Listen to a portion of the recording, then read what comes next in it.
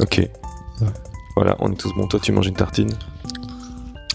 Il y a des sujets d'avant que t'as pas envie qu'on aborde. Comme ça, j'ai pas l'impression, mais... Tu vois, de tes autres vies. Ah ouais. Non, c'est cool, je Ok. suis open. Bah voilà, je crois qu'on est bon. On va y aller. On peut même manger des tartines, c'est cool. Et alors, Pierre, il mange une tartine. Tu manges souvent... la première émission, tu manges un Snickers. Moi, je bois du café. Je t'ai entendu dire tout à l'heure que tu disais qu'à Liège, il y a pas mal d'endroits pour boire du bon café. Ouais, je trouve. Moi, j'en J'ai connais l'impression. qu'un personnellement, parce que voilà, mais... Ah ouais? Ouais, mais ça, c'est parce que t'es... je suis un petit peu... Voilà. C'est quoi les autres?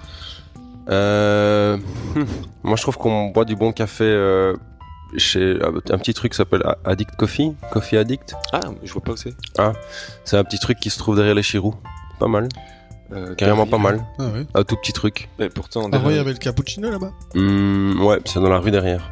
Ok. La rue derrière. On n'a pas encore tout à fait commencé. T'as écouté les autres? On s'échauffe. Non, toujours pas. Non, toujours pas. La honte, je le disais juste avant qu'on commence, j'ai dit non. Non. Et t'écoutes pas beaucoup de podcasts? Mais en fait, figure-toi qu'avant que tu m'expliques, quand je t'ai vu la dernière fois comment ça fonctionne, j'ignorais un peu comment on faisait. D'accord. Je trouve l'idée cool, mais... Et ben voilà. Bah, l'idée c'est ça, c'est qu'on discute avec des gens qui font des trucs cool. Et voilà, on essaie de passer une petite heure tranquillou ensemble, on boit du café, on mange des tartines. Excellent. Et voilà. Bah, on va commencer par quoi? D'abord, on va commencer par un petit, comme d'habitude, est-ce que ça va? Est-ce que t'as passé un bon week-end? J'ai passé un très bon week-end. C'est parce qu'on n'a pas encore dit qui t'étais. Ah ouais. Je sens que t'es pressé de raconter que t'as passé un bon week-end. Ouais, j'ai passé un super bon week-end.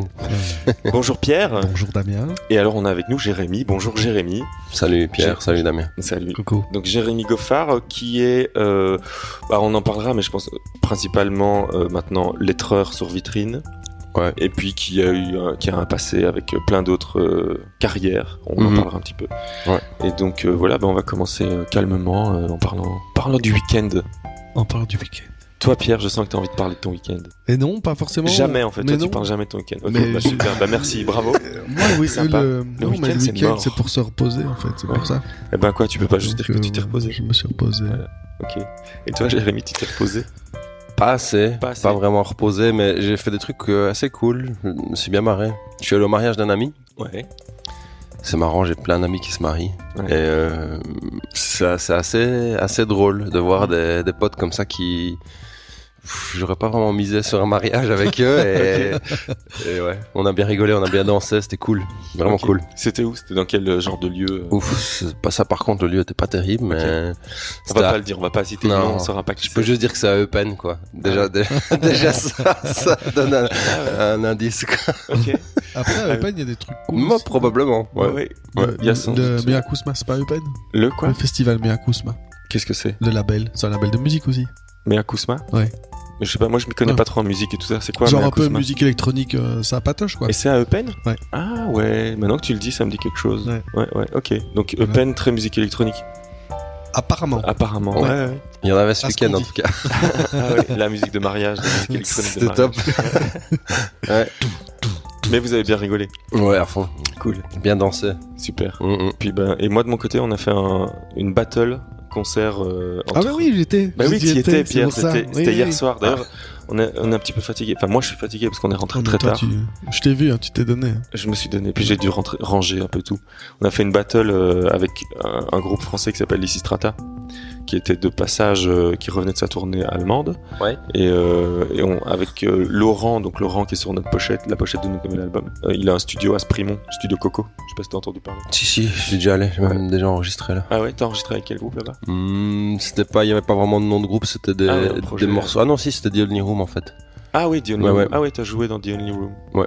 Ou juste pour la session studio. Non, j'ai un peu tourné avec eux aussi. D'accord. Ouais, j'ai remplacé Antoine, en fait, qui était trop occupé avec Ginzu. Donc, Ok. Et je suis alors, resté, parce que lui, il a plus le temps. d'accord. Et donc, t'as joué combien de temps dans The Only Room? Voilà, l'espace-temps, moi, c'est pas vraiment quelque chose que je maîtrise super bien. Je dirais 1 an comme ça, mais Ok. 1 an ou 2 peut-être. Ouais. D'ailleurs, je me souviens que t'as joué un moment avec nous aussi, avec Ouais. Thérèse. Oui. Ouais. J'avais un groupe. Ah ouais. J'avais Ouais. un groupe avant, non, en même temps que Ititanita, mais qui avait commencé vraiment juste avant Ititanita. qui s'appelait Terrils et qui c'était une sorte de post-rock instrumental. Oui, je me rappelle, c'était cool. Ouais, c'était assez cool. Pas mal. Et on Je rigolais bien. on a fait quelques concerts ou un concert. Je me souviens d'un au Fiacre. Ouais, c'est ça, ouais. Parce que Peut-être un autre. je sais pas si c'était notre batteur qui était pas dispo et tu l'as remplacé, ou alors notre batteur avait décidé de quitter le groupe et donc t'avais fait, je sais plus trop. Mais en tout cas, on a joué ensemble. Oui. Donc, ouais. Voilà. C'est Pierre, à chaque fois, c'est toujours comme ça. Il y a toujours quelqu'un Ouais. avec qui j'ai joué. Il y a toujours un lien. Toujours un lien avec un de mes groupes ici. Ouais. Et donc The Only Woman, c'était quoi encore comme il y avait qui, c'était quel style de musique, ça existe encore? Non, ça existe Non, ça existe plus depuis longtemps. En fait, c'était un groupe avec Jean Debris à la basse. Ah ouais, ok. À la base, c'était lui, Nathalie, qui maintenant n'habite plus ici, elle habite à Londres. Ok. Une germanophone comme ça. Ouais. J'ai son nom de famille, merde, j'ai oublié. Ouais. Ah, t'as dit merde, il faut Ouais, le biper. pardon. Ouais. C'est cool le bip, ça, c'est toujours bien. Non mais c'est l'avantage du podcast vu que on dit ce qu'on veut, on fait ce qu'on veut. Ah, Donc, c'est top. top. Et il y avait Paul aussi, Paul, le grand Paul, Paul Hurion, je crois. Moi, les noms de famille aussi, catastrophe. Mais Paul, c'est un pote. Ok. En plus, j'aime vraiment bien Paul, mais j'ai oublié son nom de famille. Et ça, c'était eux à la base avec Antoine. Ouais. Et puis Jean est parti parce que Jean est dans plein de groupes. Il est, Aussi, il ouais. est musicien, il joue beaucoup de jazz et autres musiques. Mais je veux dire, c'est un gars qui tourne avec plein de gens. Et du coup, il a été remplacé par Olivier Rutten, qui est un bon ami à moi qui a joué, il a joué de la basse, il a joué de la guitare, il a fait pas mal de trucs dans le groupe. Et c'est le gars de Gary Moonboot. Ah ouais, bah pareil, le nom ça me dit quelque chose. Ouais, probablement que tu vois qui c'est. Et donc après, bah voilà, il y a eu cette nouvelle config et puis Nathalie petit à petit a commencé à avoir des contacts à Londres et est partie vivre là-bas, donc c'est devenu compliqué, même impossible en fait. Et toi, à ce moment-là, t'as continué d'autres groupes Bah, je crois que juste après, justement, je crois que je suis venu un peu avec vous. Ouais. Avec T'étais déjà dans Fastlane, non quand, aussi, ah ouais. ouais, c'est vrai, ouais. Parce qu'on a reçu justement la semaine passée, il y a 2 semaines, Alexis. Ah, Alexis. bien, ça, très Ouais. très bon ça. Ouais, c'était cool. Tu le vois. Il allait bien aussi. Oui, il allait bien. Ouais. Ah, Ouais. ouais. On lui a demandé si elle allait bien et ça, je pense que ça s'est bien passé On a pour lui. parlé de littérature, c'était chouette. Ah, c'est bien. Ouais, c'était cool. On a parlé d'un peu de tout. Je t'invite à aller écouter. Mais Alexis. justement, c'est une bonne occasion d'aller écouter Mhm. les podcasts. Ouais, voilà. Et donc, ouais, Fastlane, là, par contre, t'es resté plus longtemps. T'étais le Ouais. batteur officiel. Ouais, mais avant moi, il y avait quelqu'un d'autre aussi. Bah j'ai remplacé quelqu'un qui François qui Castelin. joue avec toi maintenant. François Voilà. Castelin. Non, François qui ne joue plus. Ah, qui ne joue pas. François, Voilà, ça tu fait- vois. Voilà. Ça fait 2 Petit ans update. que François a arrêté. C'est comme ça. Enfin, j'ai l'impression que tous les batteurs, c'est comme ça. Il y a pas, ils ne sont jamais officiels. Oui, C'est possible ou pas il y a toujours des tournants chez les Il y a batteurs. toujours des Ouais. tournantes. Toujours A ou B de toute façon. Ouais, c'est ça. Ouais. Ouais. Ouais. Ça, c'est curieux quand même. C'est curieux, bah, c'est parce qu'il n'y a pas énormément, je crois, de bons batteurs. Mm. Et donc, forcément, on se les Vous prête, les quoi. partagez, en Bah fait. oui, c'est ça. Ouais. Oui. Donc, voilà. Bah, donc, si Pierre, si tu sais pas quoi faire un jour dans ta vie, si tu veux changer de carrière, Ouais. fais batteur. Ouais. Parce qu'il y aura toujours du Il y travail. a du taf tout le Ouais, temps. C'est tout le vrai. temps. Pas payé, mais il y en a. Non. Ouais. Non, mais l'argent n'est pas un problème. Hein. Non, c'est vrai que Voilà, maintenant, c'est à ça. ton âge, l'argent Ouais, n'est pas ce voilà, problème. voilà. Dans ta première carrière, t'as gagné Ouais. tout ce qu'il te fallait. Ouais. Ouais, maintenant, tu vides tes rentes. Tu peux te reposer le week-end. Et donc, attends, on en est arrivé à parler de la musique parce que au mariage, non, on est parti du mariage Ah, je pour ne sais arriver à la plus. musique. C'est pas grave. Je sais plus comment. Et à côté de cette carrière, tu fais encore de la musique maintenant? Non. Non, t'as arrêté. Bah, sans entre parenthèses pour l'instant, j'ai Tu joues encore de ton instrument parfois? Non, T'as plus non, le temps, non. Vraiment, de très rares occasions quand il y a une batterie montée quelque part, c'est quand même vraiment très rare. Ouais, Et ouais, je joue là, mais vite fait comme ça. c'est ça. Mais j'écoute tellement de musique que ça reste en moi. Tu vois ce que je veux dire? Il y a pas, ça disparaît pas. Je pense toujours comme un batteur. Ok. Tu vois? Ah ouais. Et comment ça pense à batteur? Quand j'écoute de la musique, j'ai souvent un premier coup de cœur, enfin pour les beats, tu vois. Ouais, souvent ouais. je suis fort attiré par ça. Forcément. J'écoute pas que ça, mais du coup, sur toutes les musiques que j'écoute, dans tous les styles différents, il y a toujours un truc de batteur que j'écoute. Je vais C'est ça. écouter le son de la batterie ou je sais pas comment les beats sont mis. Ou le comment... pattern. Ouais, exact. Ouais. Ouais. Ça reste fort. D'ailleurs, j'ai écouté votre disque. Ok, le nouvel album. Ouais, j'aime vraiment bien le deuxième morceau là. Comment ça s'appelle Mode d'emploi en français. Ah ouais, User Guide. Ouais, Ouais. c'est ça. Ah ouais. C'est c'est celui qui gueule un peu fort. Ouais. Quoi. Ouais. Le son est vraiment bien. Ouais. Et en tant que batteur, il y a peut-être, je sais pas si t'as écouté jusqu'au morceau qui est le 3e ou le 4e. Non, le reste j'ai survolé parce que j'ai fait ça vite fait, mais le 2e morceau j'ai eu un crush. Tu peux écouter le morceau qui s'appelle 11 parce que au niveau du pattern de batterie, c'est un truc. Je sais pas, t'as genre deux boucles, mais à un moment donné la boucle s'inverse. Ah ouais, c'est bien ça. Et donc c'est assez fun. Et puis le morceau s'appelle 11. Comme ça, je vous fais une petite histoire ici. Non, c'est très bien. Le morceau s'appelle 11 parce que c'est pour ça qu'on est là, c'est pour parler de toi d'abord. Parce que quand tu comptes le nombre de coups, d'ailleurs on l'a joué hier à cette battle, c'est le morceau qui fait Oui. Et donc quand tu comptes le nombre de coups, il y a 11 coups sur la mesure. Et 11, c'est aussi le nombre de victimes du tueur en série dont j'oublie tout le temps le nom en fait. On avait entendu ça dans Faites entrer l'accusé. Parce que dans le van on écoute des Faites entrer l'accusé parce qu'on écoute plus de musique parce que quand t'es sur l'autoroute à fond de balle, notre van il fait plein de bruit, donc écouter de la musique tu ne savais pas. C'est horrible ça. Ouais. Et donc on écoute des voix, des gens qui parlent, et donc on écoute des podcasts. Et l'année passée on écoutait notamment, on a téléchargé tous les Faites entrer l'accusé et on écoutait Faites entrer l'accusé. Ah, ils existent en podcast? Bah non, mais on téléchargeait le MP3 via YouTube quoi. Ah oui. Donc voilà, et donc on était. Ce serait une bonne idée de les vendre en audiobook ou. En audiobook, ouais, peut-être. Ouais. Et donc on était fort inspiré par Dôme. François Dôme. Un tueur en série, ça vous dit rien? Non. Bon bah voilà. Un français? Sans doute. J'oublie chaque fois son nom. Je suis pas très fort en nom de serial killer. Comme toi, t'es pas très fort en nom tout court. En nom tout court. Mais donc voilà. Et donc en termes de batterie, ouais, t'écoutes la musique en termes de batterie. Enfin, comme un batteur. Et pas toujours parce qu'il y a des musiques où ça s'y prête pas vraiment. Mais... Du drone, par exemple, du drone en musique électronique. Voilà. Il y a pas vraiment de batterie. Voilà. Et quel genre de musique justement t'écoutes? Ça c'est vraiment super variable et c'est très très différent selon le contexte. Ouais. C'est-à-dire quand je travaille et vraiment l'environnement change beaucoup, a une grosse influence sur ce que je vais écouter comme musique. C'est ça. Ouais. Donc quand je dessine ou quand je suis sur une vitrine ou quand je suis dans un train, je suis beaucoup en déplacement, mais c'est toujours différent. Toujours différent. Quand j'ai besoin d'avoir la pêche le matin, c'est ouais. Eh ben, quand tu dois avoir la pêche, c'est quoi que t'écoutes? J'écoute du rock plutôt, alors. Ouais, j'écoute le dernier album de Idols, j'aime vraiment bien. Ah ouais, il est super. C'est de la balle. Joy.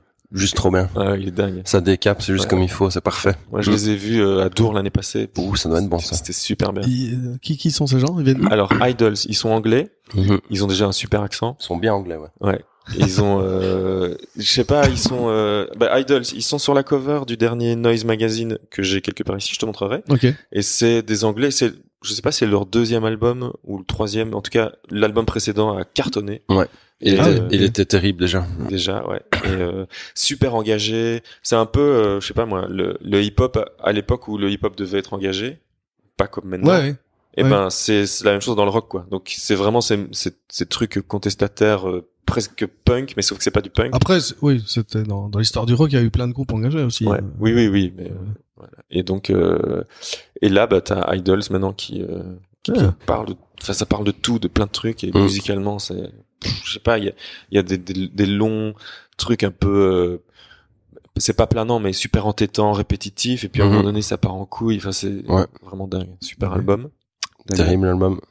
Donc à écouter, on le mettra en lien parce qu'il y a un truc aussi comme t'es pas habitué à écouter des podcasts. Il y a souvent on va dire non mais comme ça c'est bien, ça fait mode d'emploi. J'apprends, je suis content, j'adore apprendre. Voilà, mode d'emploi de podcast. Donc il y a souvent dans les podcasts on dit toujours ce sera dans la description du podcast. Donc ça veut dire que il y a des liens quoi. Donc quand on parle d'un truc et que on sait qu'il faut aller checker sur internet, on dit les gens vont voir après dans le texte et comme ça ils peuvent voir en même temps qu'on parle, aller checker les trucs. Voilà. Et qu'est-ce que je voulais dire d'autre? Donc on parlait de Idols. Ah ouais, et quand tu fais une vitrine par exemple, t'as besoin de plus de calme. Ouais. Là il y a un album que j'ai écouté. Là je vais arrêter un peu de l'écouter d'ailleurs. Mais Thundercat c'est un des albums que j'ai le plus écouté. Ok. Et c'est quoi? Parce que je connais pas du tout, donc du coup c'est une bonne. J'ai dit du coup. Ah, j'avais dit que je dirais plus du coup. Raté. Ouais. Et c'est un bassiste américain. Ok. Qui a joué avec pas mal de gens. C'est un bassiste, je crois, plutôt de jazz en fait, vraiment, parce qu'il a collaboré avec beaucoup d'artistes soul d'aujourd'hui. Ouais.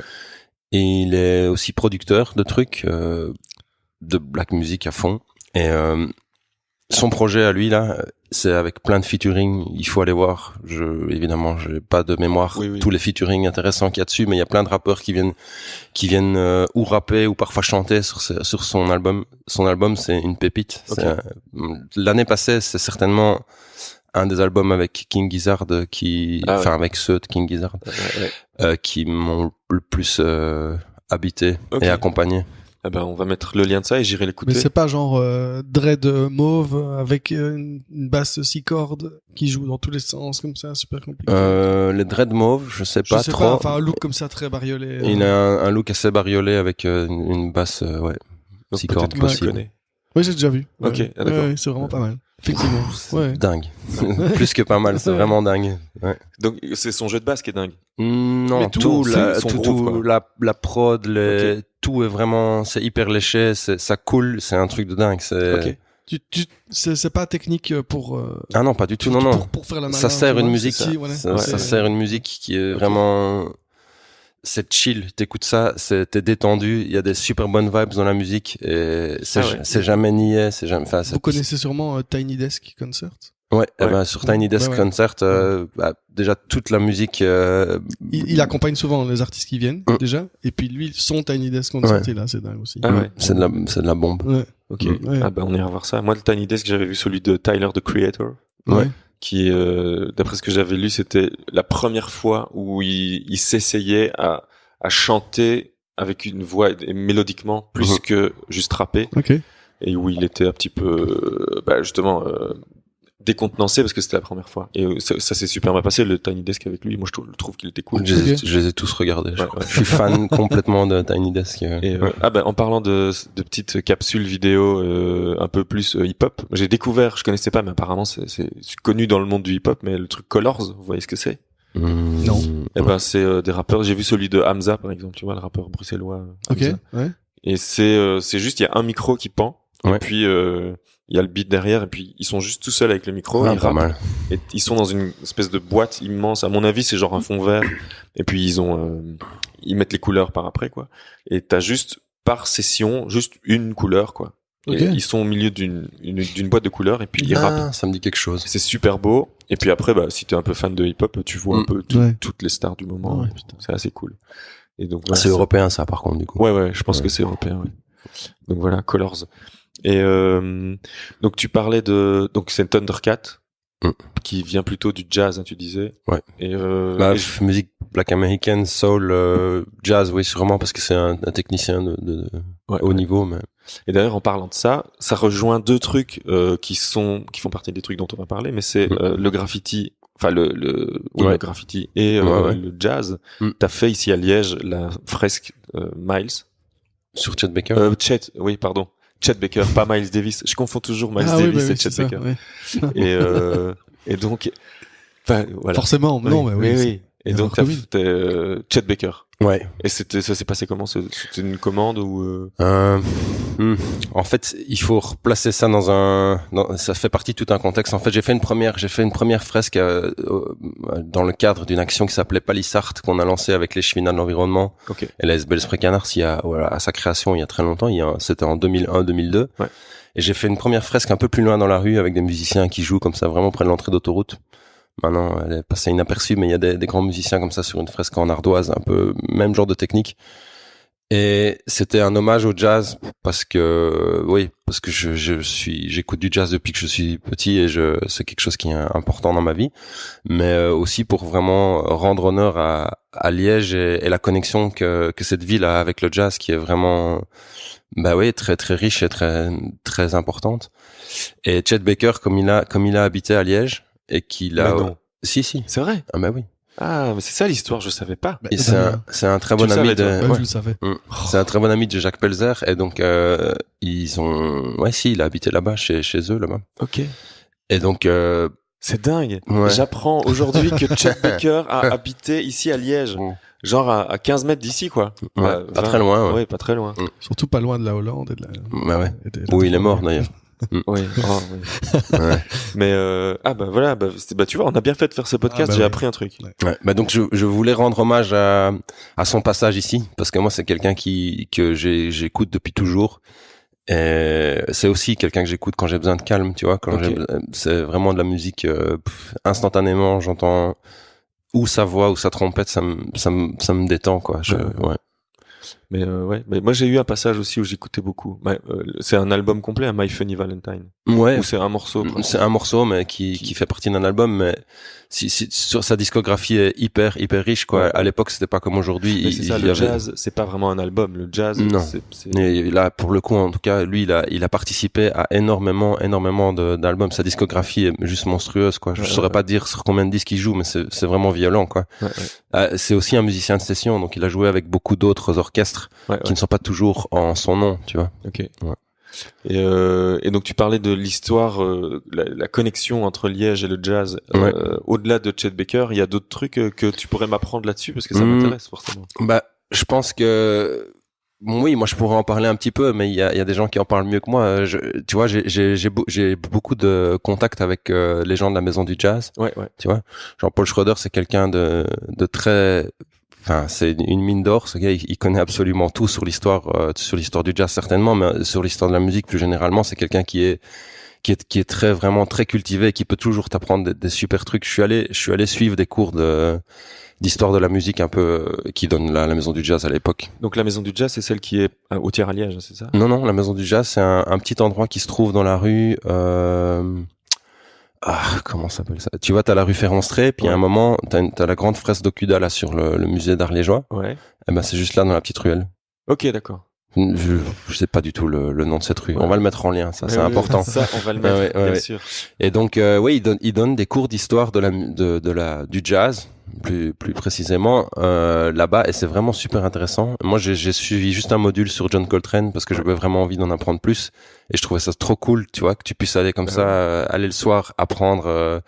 C'est dingue. Ouais. Et tu vas là le soir, et tu t'inscris, tu y vas, il raconte. C'est gratos ou quoi? Enfin, non, je crois que c'est pas grand-chose, mais c'est vraiment que dalle. Pour ce que t'apprends, c'est aussi intéressant que de lire un livre parce que lui écrit aussi des livres sur les artistes. Donc il a écrit un super livre sur Bobby Jaspar qu'il faudra mettre en lien aussi parce que c'est une tuerie. D'accord. C'est dingue. C'est un des premiers, on peut dire que c'est le premier musicien belge en tout cas dans le jazz qui s'est exporté à New York, qui a fait une carrière vraiment folle à New York.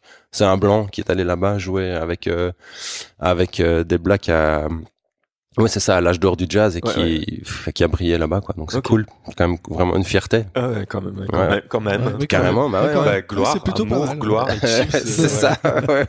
C'est ça. Et donc, voilà. Ah bah c'est super. On va faire ça, on va mettre le lien et on va même aller au cours. Ouais. Mais il faut se renseigner, ça vaut même la peine d'aller juste là-bas. En fait, ils ont, si tu veux, et c'est comme une bibliothèque ou comme une médiathèque à laquelle tu peux aller enregistrer tout ce que tu veux. Tu peux aller sur place, tu peux enregistrer tout ce qu'il y a. Donc ils ont des milliers de vinyles, ils ont des bandes, ils ont des vidéos, ils ont des trucs complètement dingues là-bas, vraiment. Et moi sur CD, sur disque dur, tu fais comme c'est un truc de dingue. Moi j'y suis allé beaucoup quand j'étais plus jeune. Parce que j'ai fait pas mal de recherches sur justement j'avais besoin de photos, tu vois, et Google a ses limites certainement pour la documentation comme ça sur des sujets comme le jazz à Liège. Tu peux pas trouver d'image sur ce sujet-là sur Google, c'est impossible. On est une trop petite ville et puis personne ne communique là-dessus, quoi. Tu vois, c'est ça. Oui, Google ne donne que ce qu'on lui a donné avant. Oui, il faudrait faire un site pour tout ça, quoi. Eux, ils pourraient le faire en fait facilement, mais je crois qu'ils auraient juste pas le temps. Ils écrivent déjà des livres, c'est déjà cool, tu vois. C'est ça. Et donc Liège, pour revenir à ça, est une ville dans laquelle il y a eu énormément de clubs de jazz, vraiment plein. Et le dernier à avoir fermé, c'est le Lion sans voile qui se trouve en Roture. C'est le tout dernier à avoir fermé ses portes, mais il y en a eu vraiment à l'âge d'or, il y en a eu plusieurs dizaines, quoi, tu vois. Ok. Ah ben voilà. Liège, ville de jazz. De dingue. Ah ouais. Il y a énormément de musiciens qui sont venus ici à Liège parce que la drogue était tout près, était accessible en fait. Ouais. Ok. Ben voilà.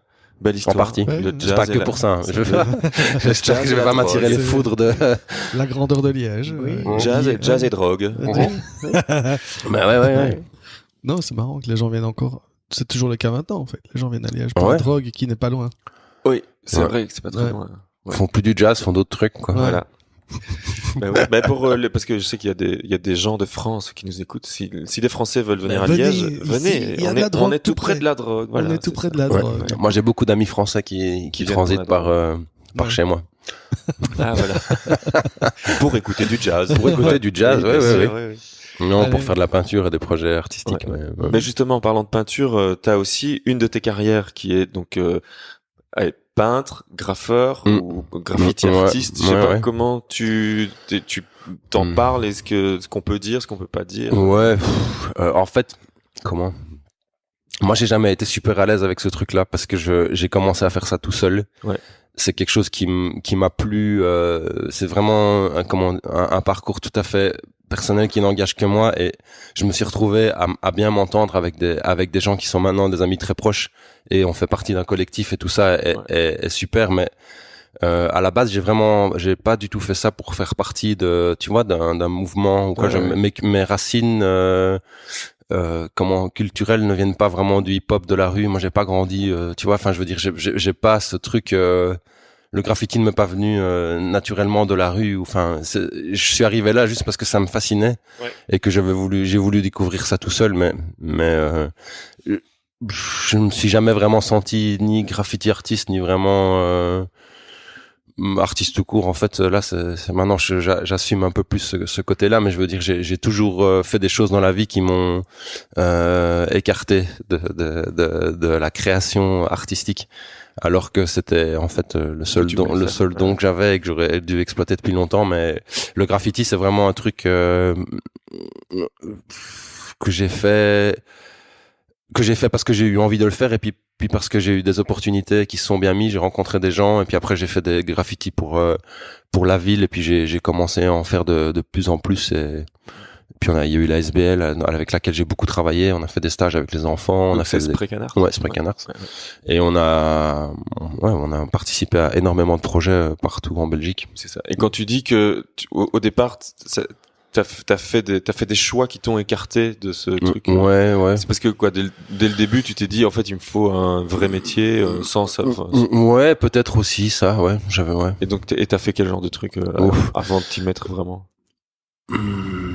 J'ai toujours fait ça quand même un peu en parallèle. Tu vois, j'ai continué à quand même faire ça, mais j'ai fait vraiment plein de trucs totalement différents qui n'ont rien à voir avec ça. J'ai commencé par aller à l'armée pendant que je faisais du graffiti aussi, mais j'ai commencé par ça. J'ai fait ça pendant 4-5 ans, et t'étais quoi alors à l'armée? J'ai d'abord été chez les paras, mais je me suis blessé pendant ma formation, j'ai dû abandonner. OK. Donc j'ai pas été jusqu'au bout.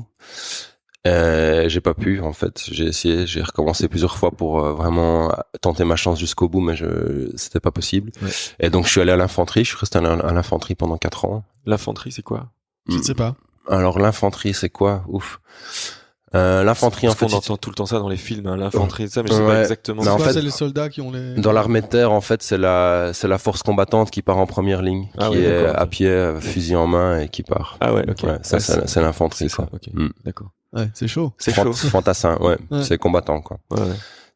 Mais c'était vraiment une super expérience que je referais volontiers. Et les paracommandos par rapport à ça, c'est. En fait, les paracommandos, c'est de l'infanterie aéroportée. Ok. Voilà. C'est des combattants, mais qui sont aéroportés. Ah, donc tu veux dire que par exemple les soldats qu'on voit parfois dans la rue ici ou dans les grandes villes, c'est l'infanterie, parce que souvent ils sont allés là à pied. C'est ça. Non, pas vraiment. Il y a de l'infanterie qui patrouille en ville, mais pas toujours en fait. Mais tous ceux qui patrouillent, en effet, ont reçu une formation complémentaire d'infanterie, de fantassins. D'accord. Parce que parfois t'as des unités qui ont patrouillé. Je me souviens avoir vu ça, des logisticiens ou des artilleurs qui, c'est pas vraiment leur mission de base, mais ils vont faire une formation complémentaire pour pouvoir patrouiller avec. Et après, les paras, c'est ceux qui vont à l'étranger. Ils ont tout le monde va à l'étranger. Ah, d'accord. Tout le monde est envoyé pour des missions à l'étranger. Il y a tellement de nature de missions maintenant. On est engagé dans tellement de missions différentes qu'il y a plus du tout que les combattants qui partent. Bien au contraire, en fait, nous on est une armée on n'est pas une armée combattante du tout, en fait. C'est une petite partie de notre. C'est ça. Et alors, quand tu disais que les paras c'est l'infanterie aéroportée, ça veut dire que, c'est ça que. Ils sont transportés par avion, ils sont parachutés. Ah ouais, ok. L'infanterie, ils arrivent par véhicule blindé ou à pied, et les paracommandos, ils arrivent en parachute ou par des moyens parfois plus complexes, par bateau. Il y a que ça qui les différencie. Par ce fait-là, ils ont une formation plus spécialisée. Ouais. Pour pouvoir sauter en parachute, avant, tu dois finir ta formation de commando qui est très, très, très poussée. C'est une formation très exigeante, très, très exigeante. Au niveau mental, niveau physique, laisse tomber. Et qu'est-ce qui a fait parce que tu dis que tu as recommencé plusieurs fois? Ouais, je me suis blessé plusieurs fois. En fait, j'ai d'abord j'ai une blessure à l'épaule, puis je me suis pété le genou sur une piste d'obstacle. Ouais. Ah merde. Et si t'es pas à 100% au niveau physique, non, c'est pas possible. Forcément. C'est pas possible. Et justement, juste avant ça, qu'est-ce qui t'a fait te dire, donc toi qui venais du graffiti, peut-être de l'art, et puis t'étais déjà musicien, batteur, et ça, qu'est-ce qui t'a fait te dire, je vais essayer de faire l'armée? Moi, j'ai grandi dans un contexte militaire. Je suis né en Allemagne. Ouais. J'ai vécu 17 ans là-bas. Et dans ma famille, on a tous un lien avec l'armée, si pas direct, indirect. Moi, j'ai toujours été à l'aise dans ce milieu. J'ai toujours été proche de ce milieu. Ça m'a toujours attiré d'une manière. Même si j'ai eu des parents qui n'étaient pas du tout comme ça, entre guillemets, et qui m'ont toujours encouragé à plutôt être curieux, à écouter de la musique, à lire des livres. Bon, c'était pas vraiment le profil type pour rentrer à l'armée. J'ai voulu en fait aller à l'armée pour avoir une structure, justement, parce que moi c'était trop libre. On m'a laissé trop faire ce que je voulais. Et j'arrivais pas vraiment à faire de bons choix, j'ai l'impression. Et donc je suis allé là pour aller chercher un cadre, pour aller chercher une manière de me structurer d'une certaine manière. Ça m'a bien aidé, quoi. Ok. Ouais.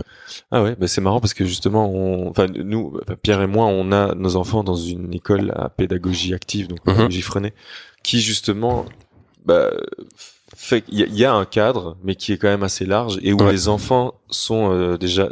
D'ailleurs, toi, ta fille, elle est dans une école comme ça ou pas? Non, pas du tout. C'est traditionnel. Ah ouais, à Saint-Paul, c'est bien. Ah ouais, c'est bien propre, bien strict. C'est ça. Et donc, c'est ça. Et donc, nous, les enfants sont, ils sont pas livrés à eux-mêmes, c'est pas ça le mot, mais ils sont responsabilisés très jeunes. Mais en même temps, ils n'ont pas ce cadre dont tu parles, bien structuré, où tu fais tel jour, tu fais tel truc et tout. Mais ils doivent se responsabiliser eux-mêmes et ils ont plutôt une sorte de vision à moyen terme et ils savent que pour dans 15 jours, il faut avoir appris ça. Et donc, s'ils veulent le faire la veille, ils font la veille. Mais c'est ça dès très jeune. Et donc, et du coup, je me dis, vu que toi, tu l'avais pas eu à l'époque et que t'es allé le chercher après, est-ce que nos enfants... Mais je pense que c'est propre à chacun, ça. Tu vois, je veux dire, ça, c'est pas forcément par rapport à ce que tu peux apprendre à l'école ou quoi. C'est vraiment quelque chose que t'as en toi, c'est dans ton caractère. Moi, je sais que je fonctionne mieux avec un cadre qu'avec trop de liberté, en fait. J'aime bien vivre avec une certaine contrainte et pouvoir m'adapter et trouver des solutions dans un cadre bien précis. Je suis plus efficace comme ça. Mais je sais que c'est pas le cas pour tout le monde. Il y a des gens qui aiment bien qu'on leur laisse, tu vois, une certaine liberté et ils fonctionnent vraiment beaucoup mieux comme ça. Ils aiment bien prendre des initiatives. Ils sont très productifs comme ça. Moi moins, en fait. Ouais. Puis, et puis tu t'es dit finalement, ça ne marche. Non, en fait, ça fonctionnait très bien. J'étais bien là-bas. J'avais ma place au bataillon. C'était super. Dans ma compagnie, c'était cool. Dans mon peloton aussi. À chaque échelon, ça se passait relativement bien. J'étais très motivé en plus, mais j'ai fait un déploiement à l'étranger qui s'est aussi super bien passé. C'était vraiment cool. Dans une bonne ambiance, c'était vraiment bien.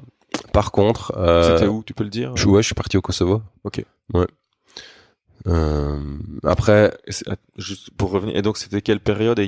C'était en 2004 et c'est une mission, tu sais, c'est un comment dire, on est là-bas dans une zone tampon et on est juste là pour contrôler que tout se passe bien, mais en réalité le conflit est fini depuis longtemps. C'est juste qu'il y a des minorités qui sont dans des zones dangereuses et qu'il faut protéger d'une certaine manière, même si à terme l'idée c'est que tout le monde arrive à vivre ensemble. Toi t'es juste là pour un peu contrôler que tout se passe bien, en fait. Tu fais l'arbitre, quoi. Plus ou moins. Tu fais un peu un rôle de flic, en fait. Tu fais des checkpoints, tu tu fouilles de temps en temps des bagnoles, même si en réalité, en fait, les gens là-bas, ils sont habitués à la présence des forces de l'OTAN depuis plus de 10 ans, donc tracasse pas que les trucs ils passent autrement, quoi, tu vois.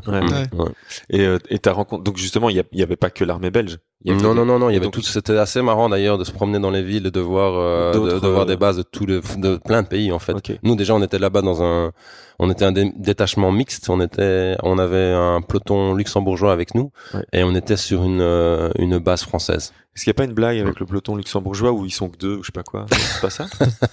C'est vrai ou pas? Ils sont pas beaucoup, hein, ça c'est sûr. Ils sont 500 soldats pour toute l'armée, donc. D'accord. Ouais, c'est ça. Et donc vous c'était mixte, mais vous croisiez alors plein d'autres. Ouais, on était déjà sur une grosse base française et on allait de temps en temps chez les Danois, parfois chez les Américains. Les Américains ont une base, un truc de complètement fou. Ils ont le sommet d'une montagne.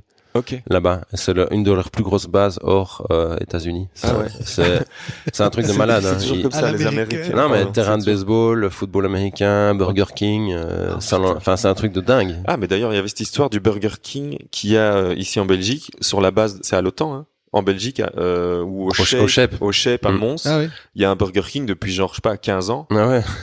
Alors que nous ils viennent de débarquer seulement maintenant, tu vois. Bah là au Shape, tu pouvais aller, enfin non, tu pouvais pas parce que tu dois être mais au Shape, t'es sur territoire américain. Hein. Ah bah voilà. Et donc il y a un Burger King en Belgique mais depuis 15 ans.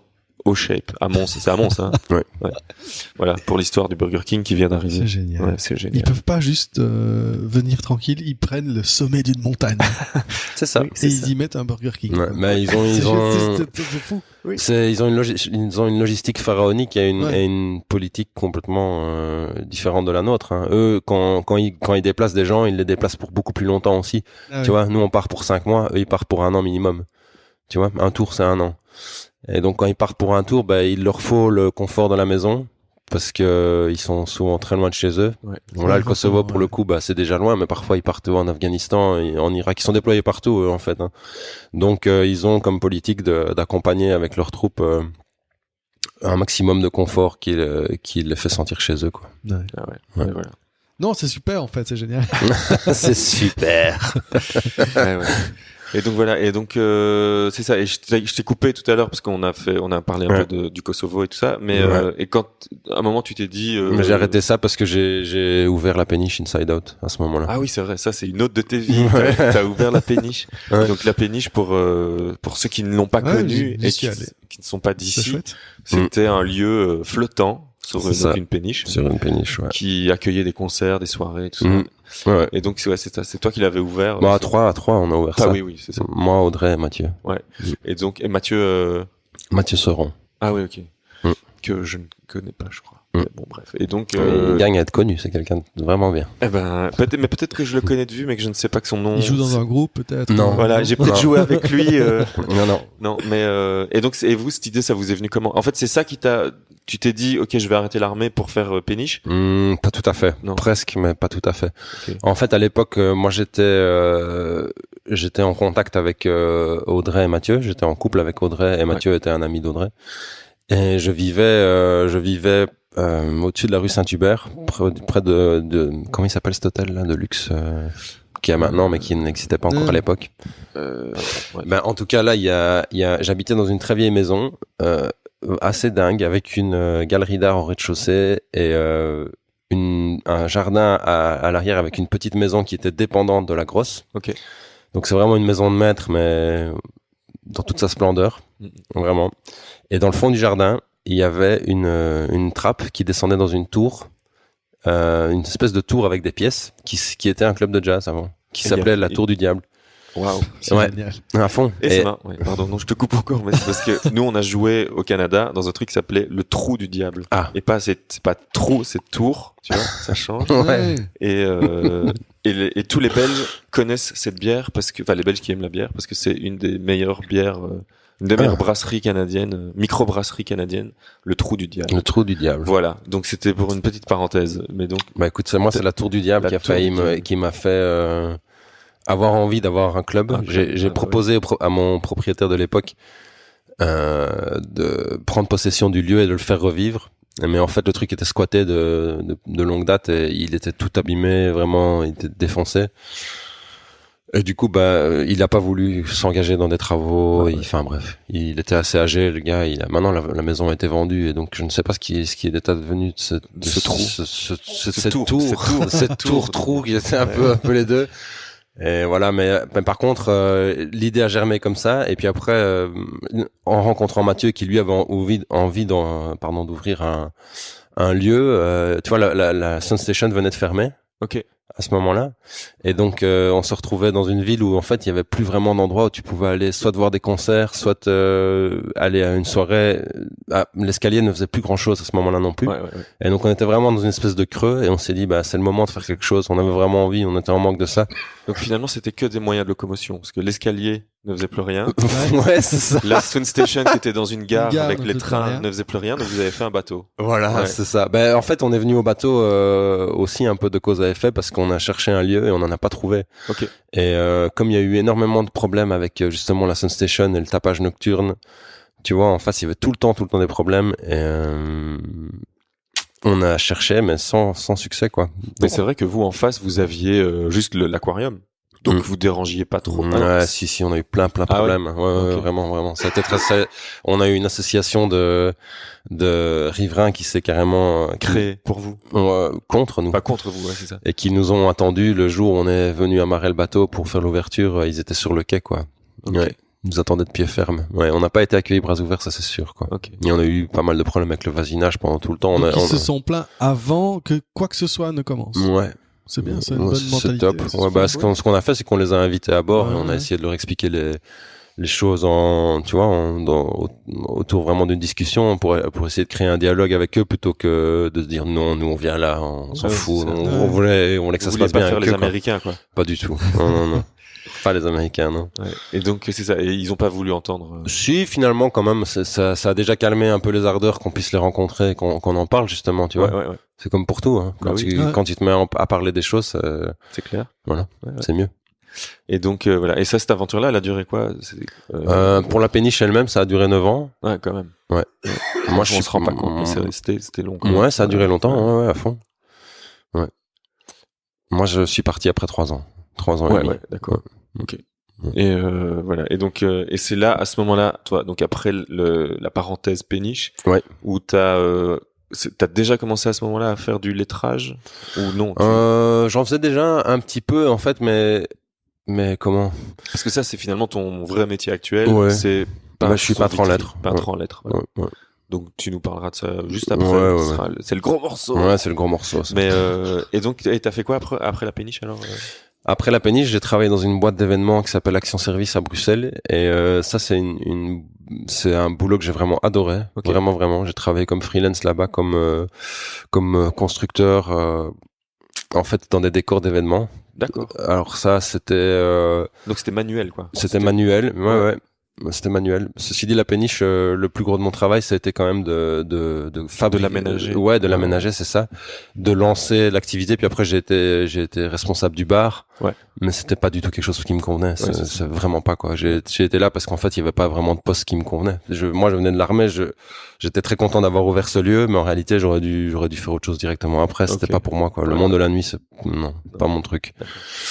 Et donc j'ai été travailler à Bruxelles dans ce boulot où on fabriquait, où on mettait en place des décors pour des événements, beaucoup des défilés de mode. On faisait beaucoup la Fashion Week à Paris, on faisait des défilés à Milan, on a fait à Anvers, vraiment plein de trucs super intéressants où tu arrives en fait dans des lieux qui sont pas du tout prévus pour accueillir des événements normalement. Dans des hôtels particuliers, dans toutes sortes de lieux vraiment parfois insolites et tu t'arrives là, il y a une équipe de déco qui pense, qui imagine tout un décor à mettre en place dans le lieu mais qui se marie aussi bien avec le lieu. Et du coup c'était très très très gai quoi. Tu changeais chaque fois d'endroit, c'était vraiment cool. Beaucoup de pression parce que c'est un milieu donc il y avait beaucoup de pression, mais moi j'adorais. C'était OK pour moi. Ouais. J'aimais beaucoup. C'est ça. Ouais. Et puis voilà. Et puis tu t'es dit, maintenant je veux peindre des lettres. Ouais.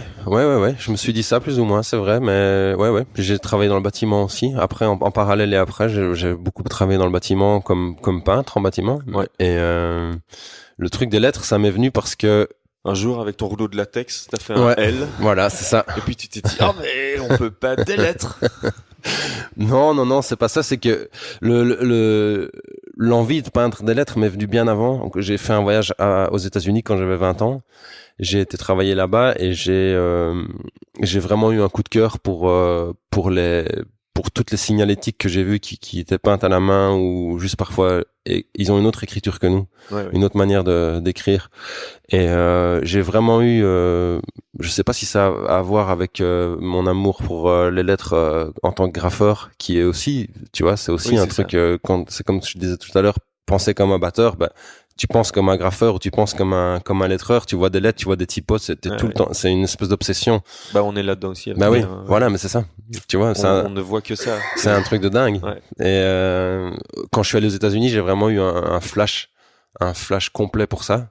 Tu vois, pour les camions lettrés, pour leurs pubs, pour tout en fait, j'aime beaucoup l'imagerie. C'est ça, de la publicité, enfin pas de la. C'est difficile. La promotion, la réclame américaine. Ouais, c'est ça. Avec Mais tout ce que tu peux lire en fait, tout ce que tu peux avoir comme lettrage autour de toi, que ça aille de la petite épicerie au camion lettré ou au lettrage industriel ou à la publicité ou au cartoon, j'en sais rien. Il y a vraiment un truc. Et donc j'ai eu un flash. Ah voilà. Et donc ça m'est revenu après, bien après avoir fait toutes ces choses-là, j'ai repensé à ça.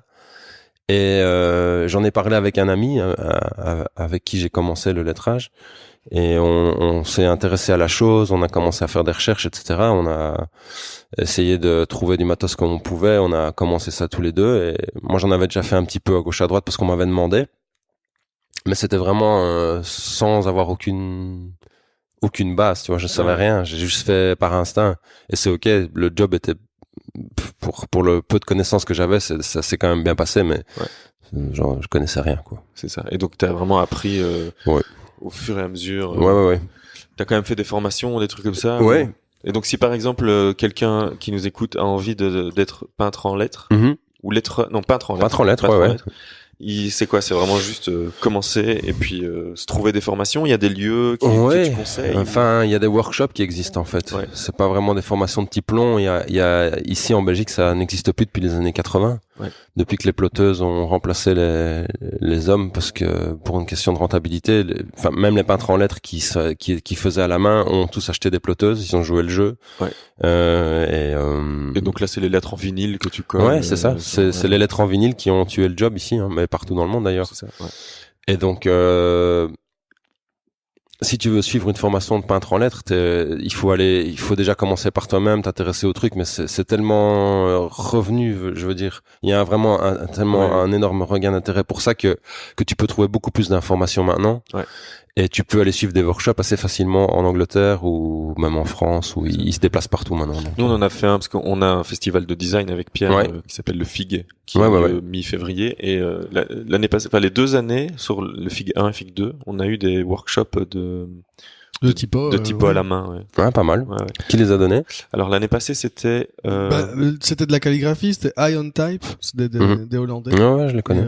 Plutôt balèze, hein. Ouais, carrément. Genre le mec, il dessinait sa lettre vu que il y avait une caméra qui était projetée sur un rétroprojecteur. Ouais. Il dessinait sa lettre à l'envers pour qu'elle apparaisse à l'endroit à l'écran. Mais genre il la faisait à l'envers comme si vraiment en miroir, quoi. Il la faisait en miroir, c'était fou. Parce que tu déstructures tout le temps, en fait. Tu dois pouvoir, tu travailles en fait par trait.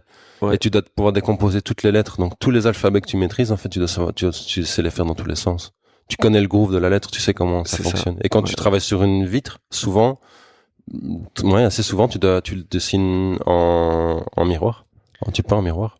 Ah oui, parce que tu l'as peint de l'autre côté. De l'autre côté, mais pas en dorure aussi, tu dois transférer tout dans l'autre sens, donc. Ok. Ouais. Ah ouais. Ouais, donc voilà. Et folie. En tout cas, c'était.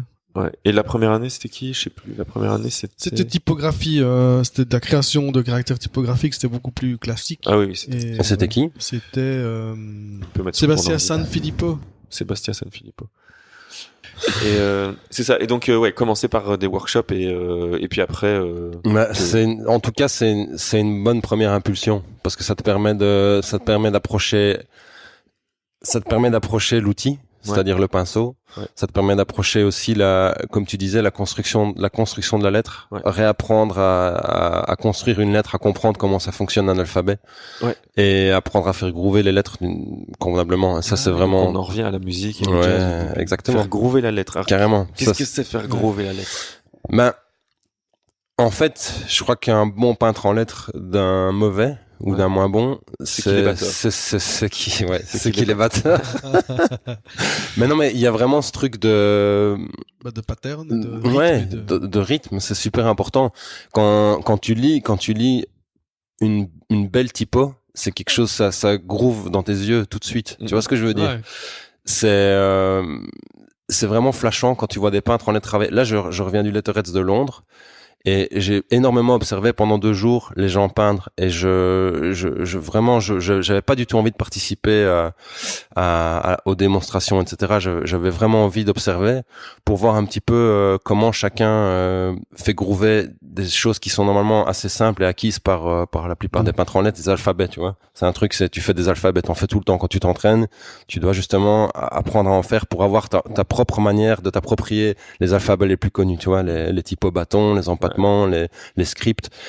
Et quand tu vois certains gars, en tout cas qui pour moi sont vraiment des références, que tu les vois peindre, c'est un truc de fou. C'est comme quand tu vois un mec faire un beau tag, c'est la même chose pour moi.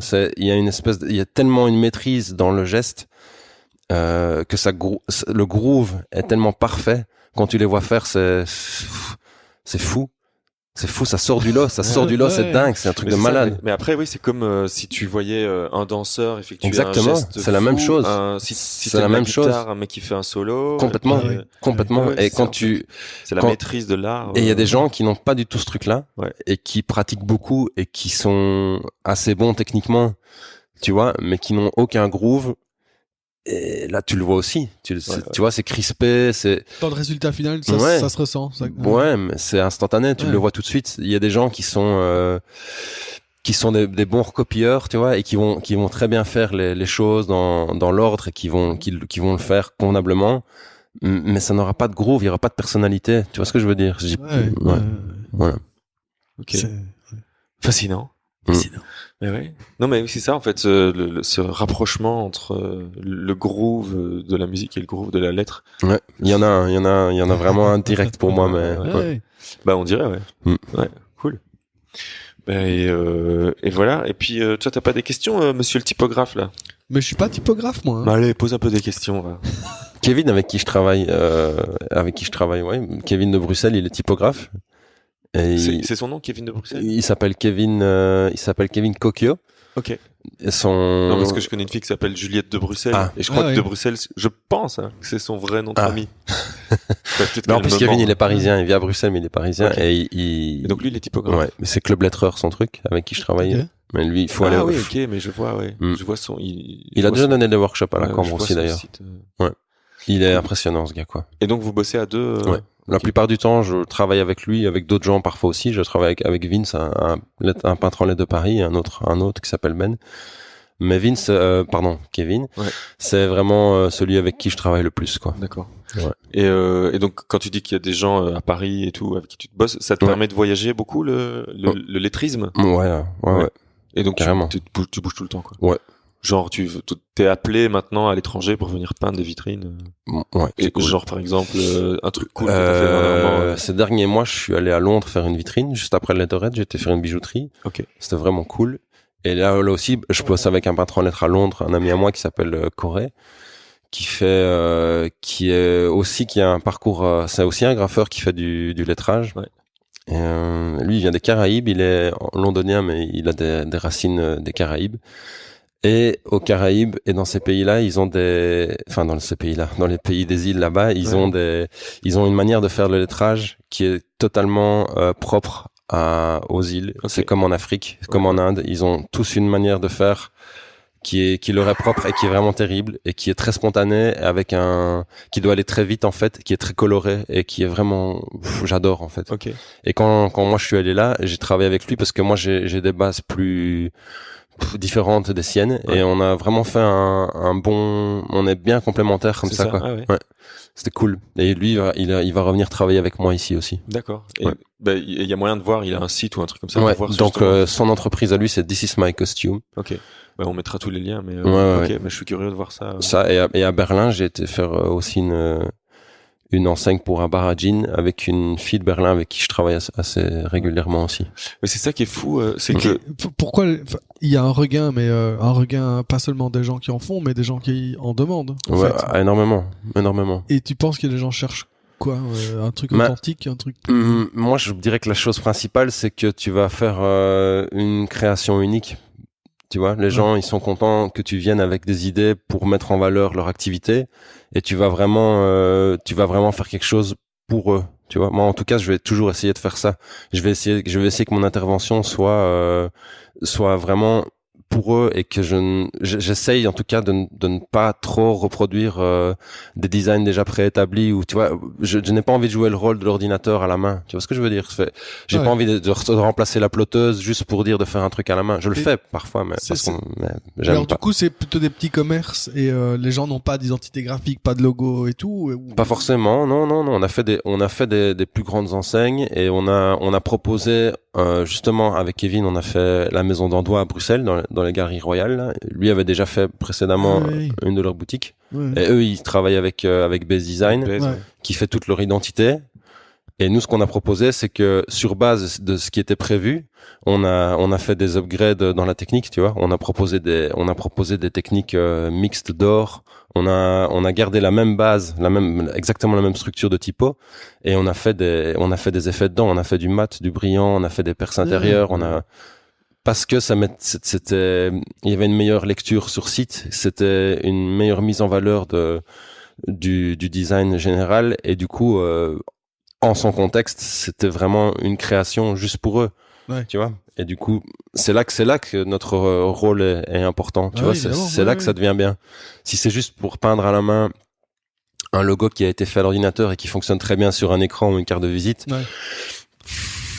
ouais, si c'est vraiment ce que les gens veulent, ok, mais je vais toujours essayer de les convaincre de faire quelque chose qui fonctionne avec le contexte. Tu vois, nous, on est là pour prendre le contexte en compte et vraiment faire quelque chose qui soit une bonne mise en valeur. Je pense que c'est ça qui est important. Oui, j'avais oublié que vous aviez bossé avec Bez sur le Dandois, sur le truc. On mettra le lien vers le job. Ouais. Et donc mais c'est ça que je voulais dire, c'est que finalement, ce qui est fou, c'est que vous voyagez beaucoup, mais pour finalement aller faire genre, comme tu dis, des bars à jeans, des petits commerces. Donc ça veut dire que il y a vraiment, enfin c'est une envie très forte que des gens ont de faire appel à ça, parce que enfin tu vois, pour faire venir des gars de Belgique dans ton petit bar à jeans à Berlin, c'est que t'as vraiment envie, quoi. Donc il y a c'est assez fou. Ouais, c'est cool. Moi, je trouve ça. Enfin, évidemment, je suis content parce que ça me permet de voyager. C'est super, même. Ouais, et de vivre aussi. Ouais, non, c'est clair. C'est top. Je suis ravi que ça se passe comme ça. Ouais. Mais tu dis petit commerce et tout, c'est vrai. C'est la plupart de nos clients. Mais il y a aussi, on travaille avec des grosses enseignes. Corey, avec qui je bosse à Londres, lui, son fonds de commerce, c'est plutôt justement les publicités murales.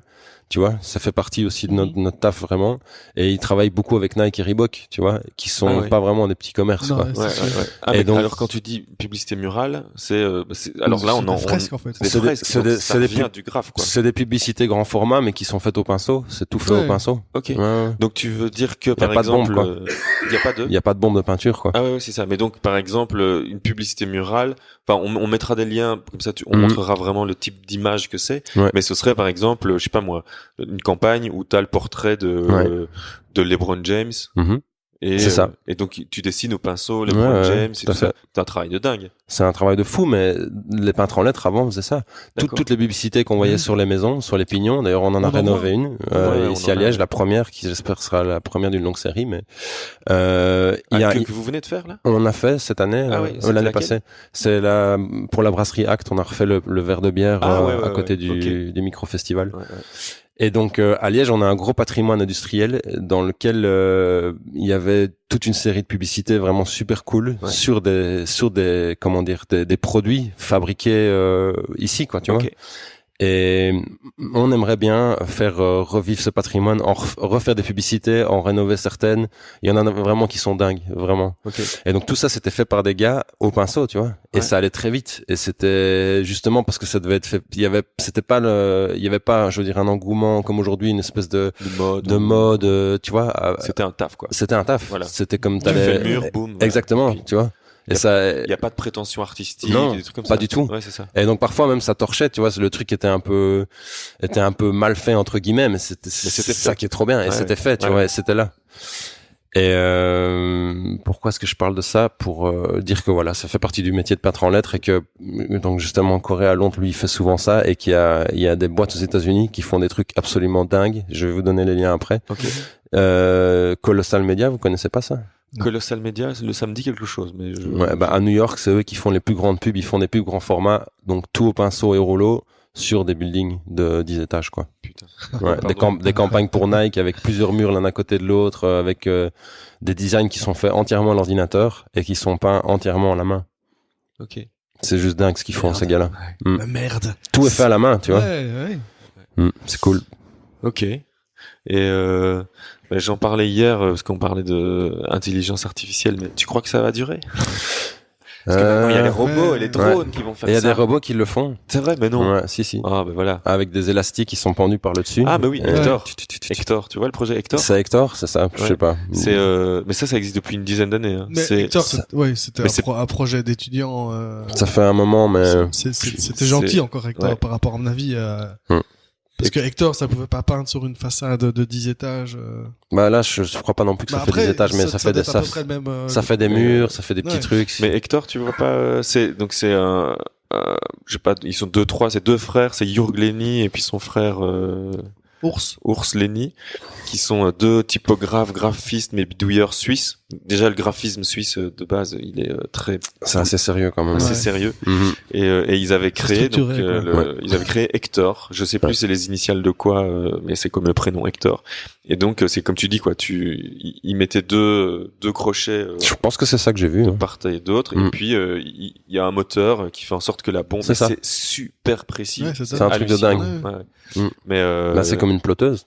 Ouais, c'est ça. Ouais, c'est une ploteuse à la verticale et avec une bombe. Donc t'avais un petit moteur qui actionnait la bombe. Donc on mettra des vidéos de ce truc parce que c'était quand même impressionnant. En tout cas, nous quand on voyait ça il y a 10 ans, ça nous impressionnait. Man versus machine, quoi. Donc moi je vais vous donner des trucs impressionnants faits à la main. Donc je vous donnerai des exemples aussi de gens qui défient la technicité des machines, quoi. Des gars qui sont juste hallucinants, quoi. Ok. Ouais. Bah oui, c'est ce qu'on espère, hein, de pas se faire remplacer par des robots. Il y a des choses qui ne pourront jamais être faites par des robots. Mais oui, ou alors je sais pas, faut réinventer un peu la manière dont on vit et arrêter. Enfin, si à un moment les robots ils font tous les jobs de merde, enfin le truc, c'est bon, c'est pas intéressant d'être caissier chez Deleuze par exemple. Tu vois, de travailler à la caisse, de scanner tous les articles. Peut-être que les robots le font, mais il faut que nous, êtres humains, on doit alors ne plus travailler ou travailler différemment. Ou en fait, c'est toujours la question du salaire et de l'argent et de l'économie, mais on pourrait très bien tous décider d'arrêter de travailler. Là, on est sur un autre podcast de 2 heures. Ouais, si on parle, carrément. Parce que bah oui, mais j'aimerais aussi aborder en 2025, il y a une statistique une analyse qui dit que 57% des jobs des Français auront été remplacés par des robots. Mais le problème, voilà, c'est dans 7 ans. On n'invente rien pour tous ces gens-là, tu vois. Ouais. On dit c'est dommage, plus de travail. Voilà. Mais il faut quand même en trouver, hein. Attention. Mais après, on n'invente rien du tout en fait pour eux. Soyez peintre en lettres. Mais je suis assez content, ça se passe quoi. Ouais. Moi, j'ai tellement été halluciné par des gars que j'ai vus là que ça m'a complètement boosté. Je me suis dit justement dans ce contexte où je pense. Ouais, vraiment. Bah ouais. Puis même, il y a non seulement tu vois, il y a évidemment la réalisation sur place qui pourrait peut-être, tu vois, pour certaines étapes être remplacée par une machine, mais les personnes qui s'occupent de faire ce travail-là en amont, qui réfléchissent au projet dans son ensemble, tu vois, qui réfléchissent à ce que ça soit bien dans tout un ensemble. ça, je pense pas que ça pourrait vraiment être remplacé par une machine. J'ai pas l'impression. Cette sensibilité-là, elle est humaine. C'est vraiment quelque chose. C'est une appréciation qui a à voir avec. Après, avec les intelligences artificielles, il y a des gens qui codent des trucs. Probablement. Et puis des intelligences artificielles qui arrivent à peindre des tableaux à la manière d'eux. Pour là, c'est aujourd'hui, mais. Ouais. Peut-être que plus tard, des intelligences artificielles seraient capables de développer. J'espère que je verrai pas ça de mon vivant, quoi. Ça va tellement me foutre le blues, ce truc. Tu vas me faire déprimer, arrête. Tu vas le faire déprimer. Mais non, mais c'est comme pour la musique aussi, tu vois. Ouais, la musique, tu vois ce que je veux dire? On pourrait croire ça aussi. Et puis finalement, la musique qui est faite par les humains, c'est quand même, c'est quand même top, quoi, tu vois.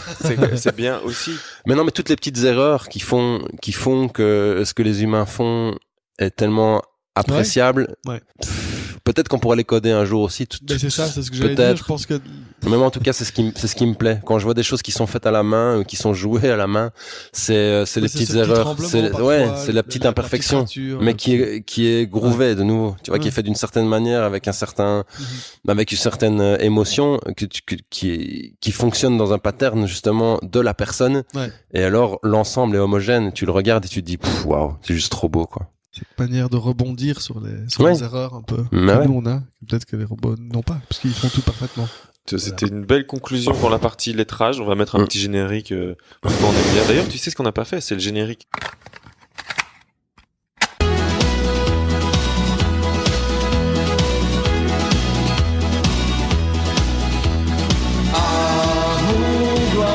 Chips.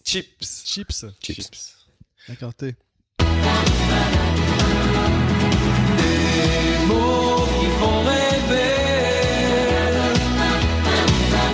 Donc le générique est fait. Et ben voilà, en tout cas je crois, est-ce qu'on a brossé à peu près tout brosser, c'est un terme de lettreur ça, non?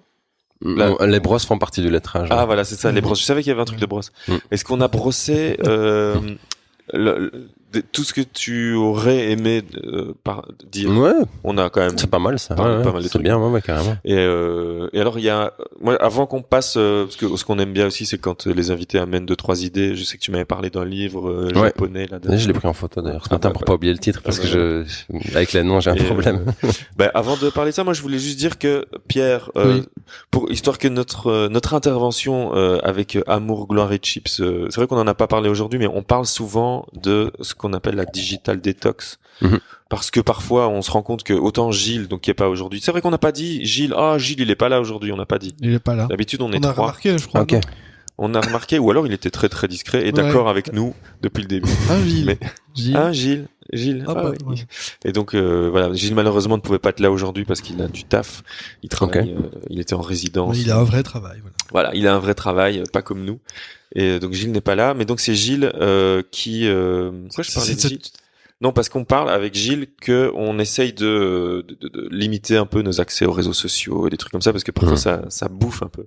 Et donc on parle souvent de ce genre de trucs.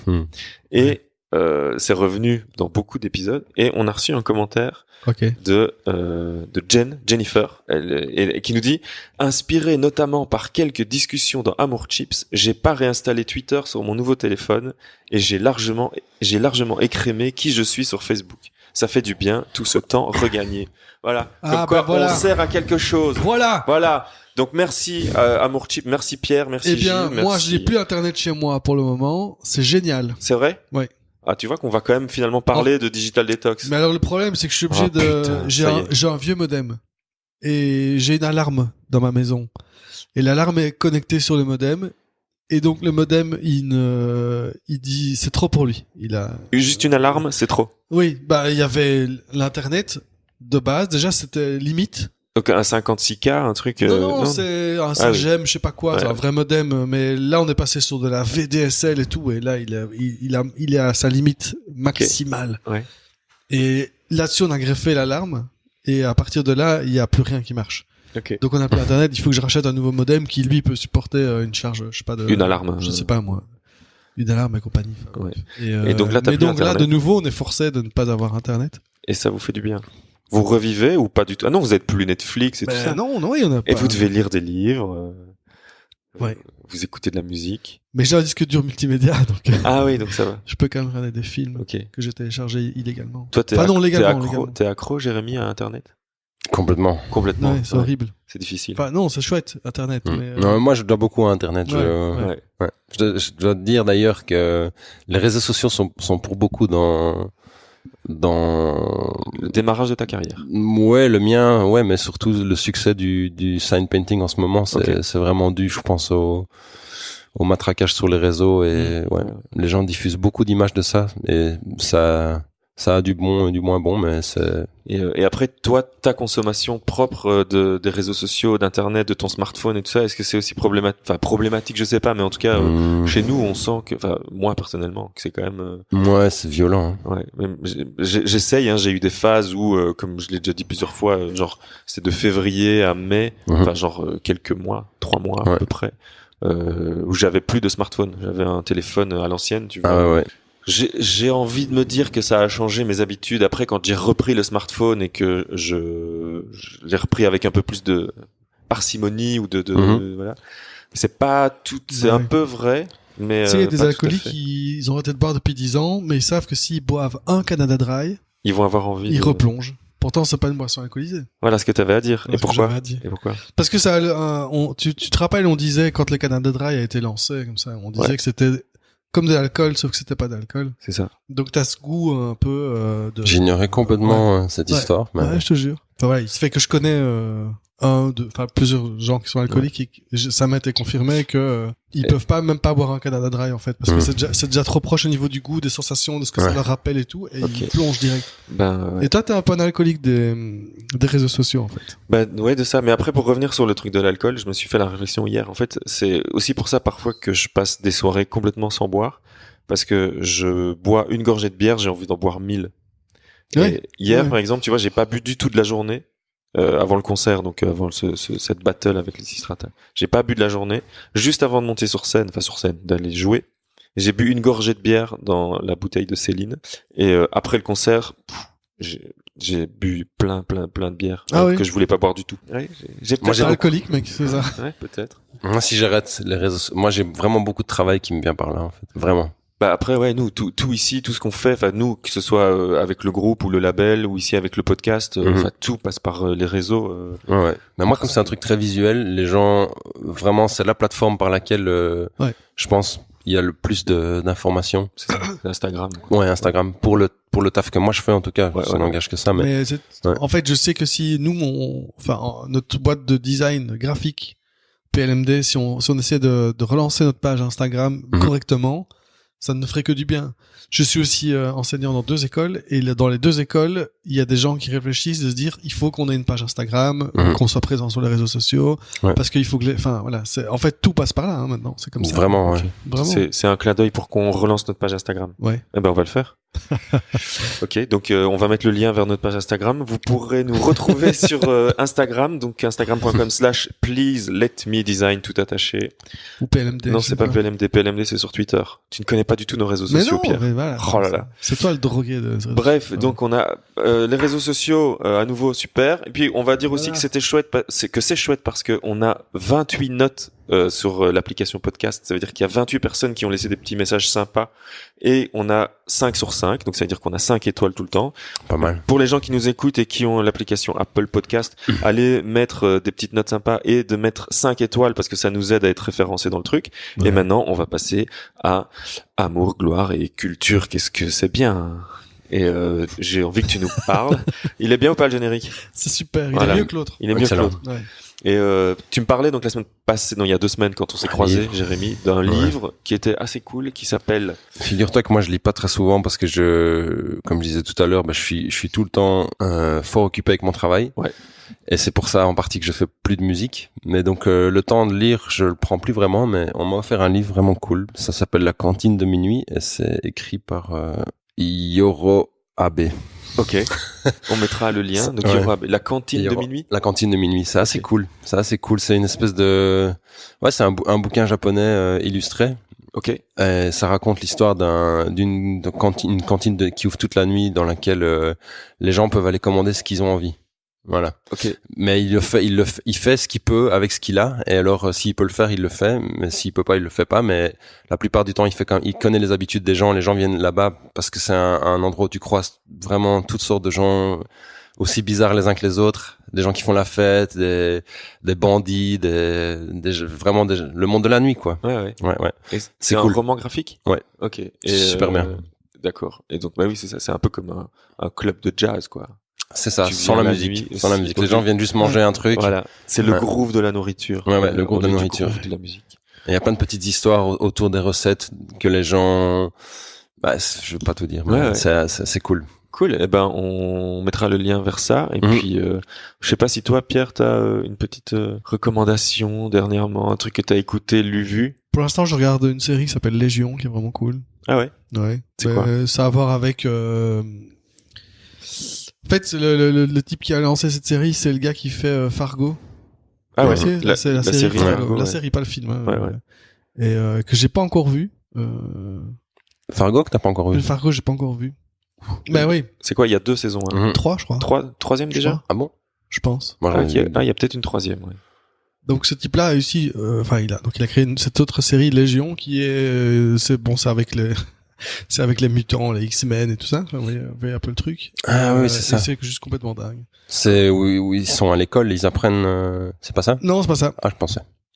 En fait, Légion, c'est le nom de mutant d'un certain type qui s'appelle David et qui aussi, si vous situez un peu dans les X-Men, il y a le professeur X. Mhm. Mais c'est le fils du professeur X, en fait. Ah oui, donc c'est Professeur lié Xavier. Ouais. c'est lié aux Avengers et tout ça. Et Avengers? Non, X-Men. X-Men, ouais. Enfin bon, c'est la même famille, bon bref. D'accord. Mais alors au niveau, en fait, ses pouvoirs sont dans sa tête. Il a des pouvoirs psychiques, mais il a aussi un trouble de dédoublement de personnalité, Schizophrénie. de schizophrénie, tout ça. Enfin bon, c'est un peu des troubles mentaux, mais en plus avec des espèces de pouvoirs et tout. Et voilà, on ne sait jamais si c'est vraiment la réalité ou pas. Enfin bon, c'est super alambiqué, et complètement dingue. Ok. Et visuellement, c'est magnifique. Ouais. Les cadres sont beaux. Il y a des petites trouvailles visuelles à chaque épisode. Ça, c'est juste dingue. D'accord. Mais c'est un peu compliqué aussi à À suivre. suivre. Il y a beaucoup de personnages et c'est Non, c'est non. comme Game of Thrones, quoi. Parfois, Moi, Game of Thrones, j'arrive pas. tu regardes un épisode et ben voilà, tu sais pas si c'est vrai, si c'est pas vrai, qu'est-ce qui se passe, oui, voilà. Donc, au niveau de l'histoire, oui, il y a quand même un fil rouge, mais il faut s'accrocher un peu. Mais c'est très ambitieux, en fait. Ok. Voilà, une série très ambitieuse, D'accord. mais c'est chouette. Moi, je suis dedans à fond pour le moment. Ok. Ben, on verra ça. Mais je le conseille vraiment à beaucoup de gens. Mais voilà. J'ai vu Il faut Sicario, le- moi, hier, le deuxième. T'as vu quoi? Ah ouais. Sicario. Ah, c'est quoi? Non, je connais pas. C'est quoi? Sicario aussi. Il y a Sicario 1 qui était très très bien. Qui était terrible. Ouais. Mais là, le deuxième, il est carrément super bien aussi. Et c'est quoi, Sicario? Le décor, c'est le Mexique, Ouais. Les cartels. les cartels, D'accord. et ouais, toute une série d'histoires qu'il y a autour de ça. Le Sicario, c'est des tueurs à gages. D'accord. Mais ça n'en dit pas vraiment sur l'histoire, mais le premier film se passe vraiment autour justement d'un certain tueur à gages. Ok. Le deuxième aussi plus ou moins, mais il y a quand même plein de choses qui se passent, pas seulement qu'au Mexique, aussi. C'est où l'autre théâtre? Je sais plus. D'accord. Nul, je suis trop nul. Mais il est bien, il est terrible ce film. Eh ben, on va mettre. Ouais, c'est bien comme ça. Très tout- violent, quoi. Voilà. Ça, Par on a- contre, Très violent. gros level de violence. Ah, quoi. génial. Génial. Et comme ça fait des choses à voir, à lire, à raconter sur les 2 prochaines semaines.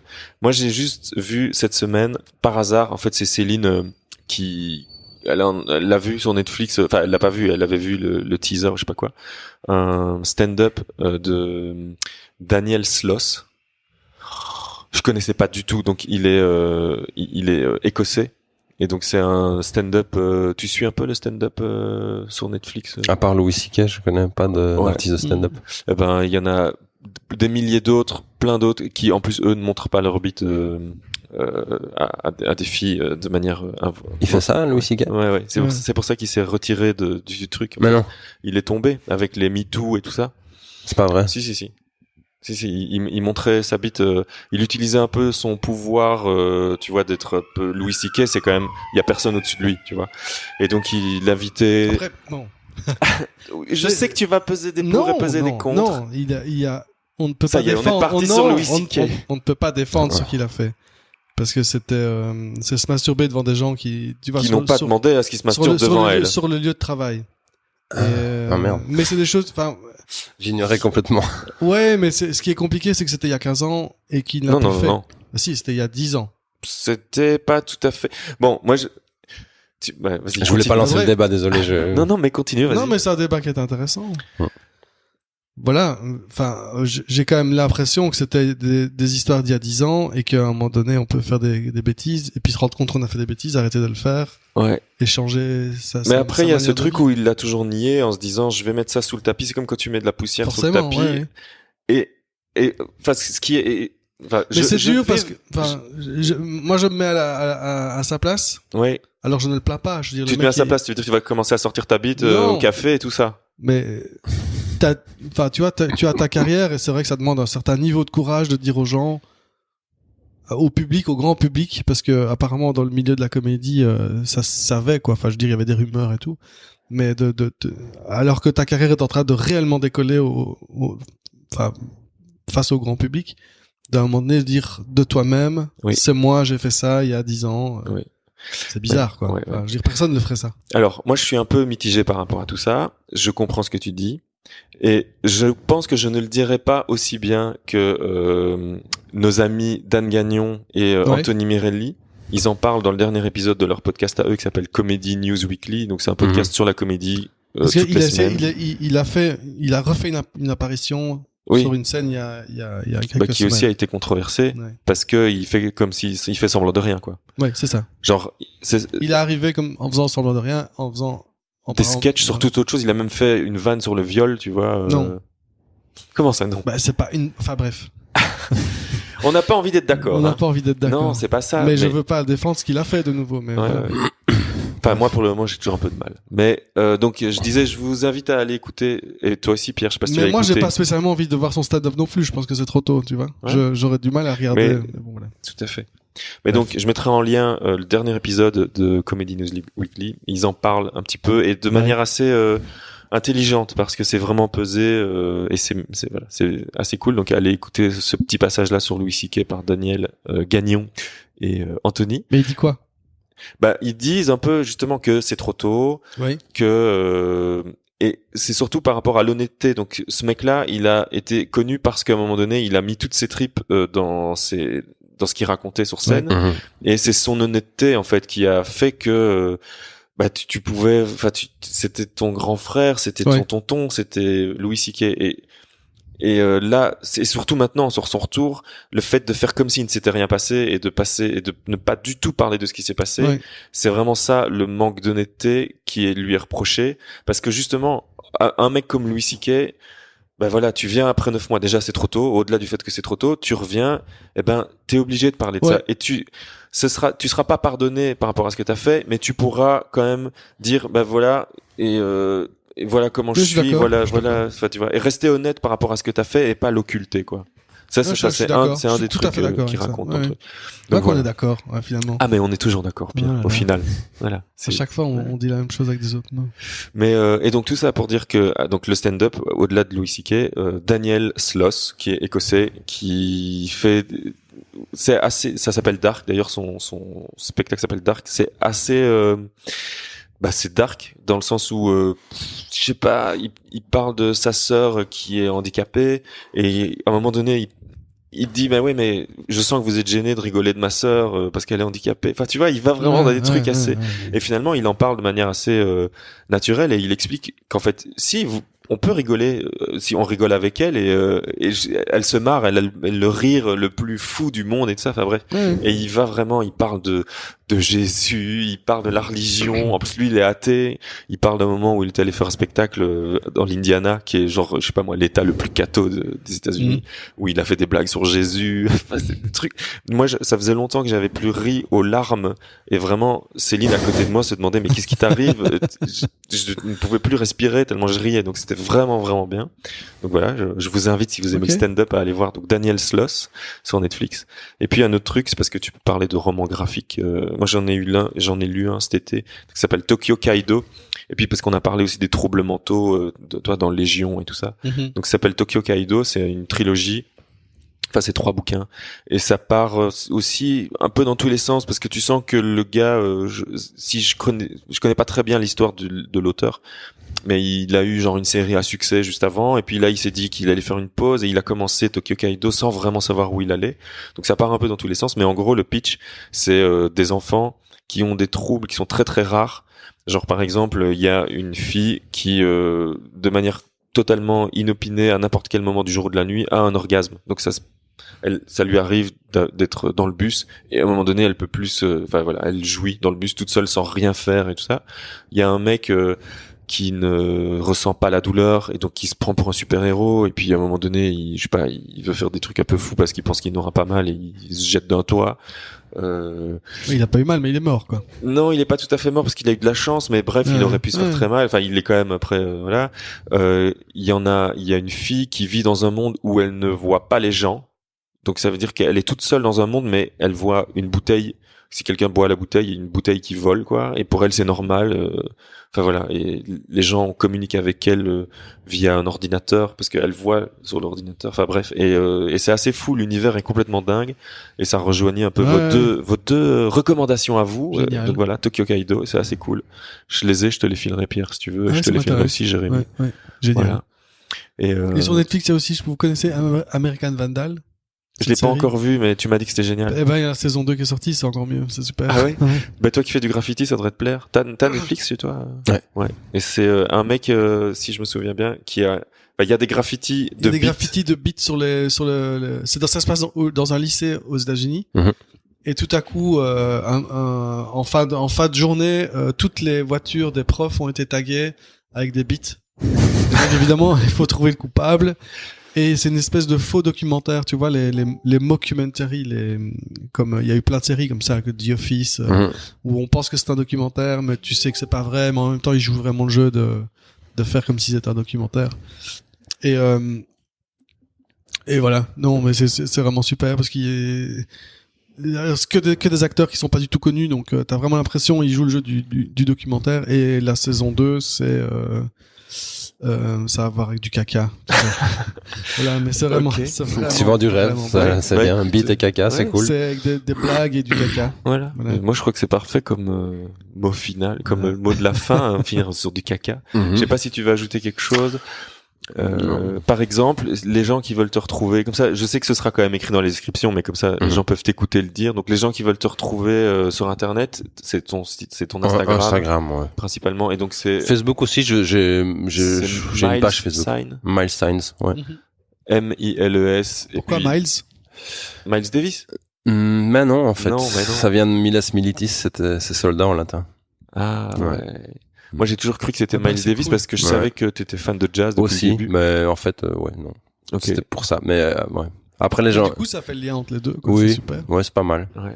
Quand je vais à l'étranger, les gens, comme ils connaissent que ma page internet, ils m'appellent tous Miles. Ah voilà. Ils m'appellent pas Jérémy. Ok. Ah ouais, voilà. C'est cool, c'est voilà. Ouais.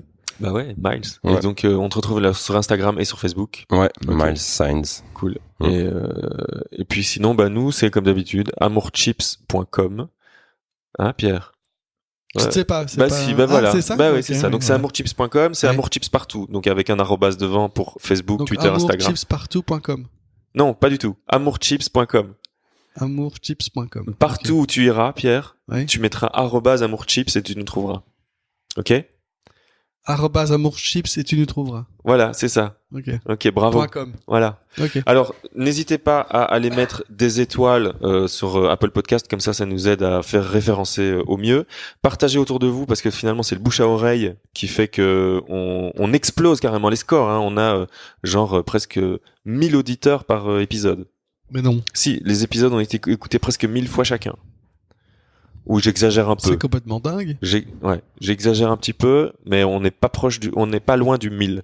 On est plus proche de 1000 que de 500. Ouais.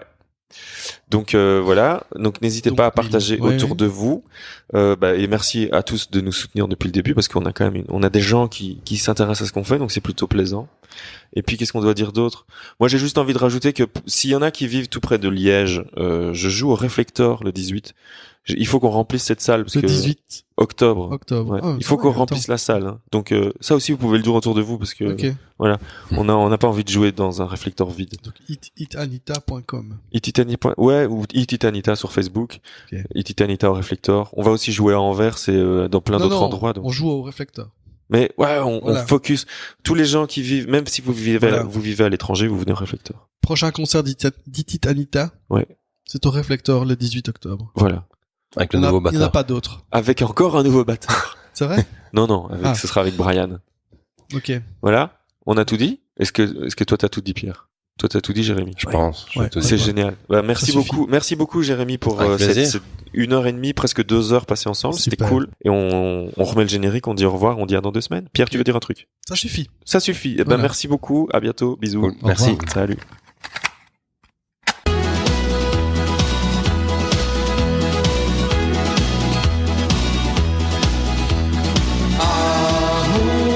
Chips. Chips. Chips.